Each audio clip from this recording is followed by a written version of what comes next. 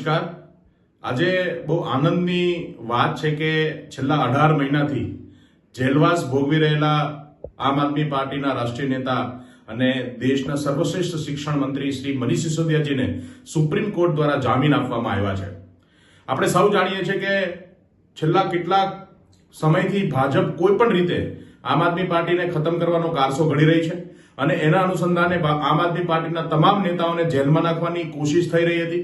આજે તમામ કાયદાકીય ગતિવિધિઓ અને આટીઘૂટીઓને પાર કરી અને આમ આદમી પાર્ટી અને મનીષ સિસોદિયાજીને સુપ્રીમ કોર્ટમાંથી જામીન મળ્યા છે। ખૂબ આનંદની વાત છે, આમ આદમી પાર્ટી માટે ખૂબ આનંદની વાત છે અને દેશની રાજનીતિ માટે ખૂબ આનંદની વાત છે। કેમ કે જેમણે શિક્ષણની વાતો કરી છે, જેમણે સામાન્ય લોકોના પ્રશ્નોની વાતો કરી છે, જેમણે રાજનીતિને નવી દિશા આપી છે, એવા લોકોની ઉપર ભાજપે ખૂબ જ અત્યાચાર કર્યો છે। અમે પહેલેથી કહીએ છીએ કે આ જે લીકર સ્કેમના નામે જે અરવિંદજીને અને મનીષજીને જેલમાં નાખવાની કોશિશ છે એ માત્ર ને માત્ર ઉપજાવી કાઢેલી અને બનાવટી વાત છે।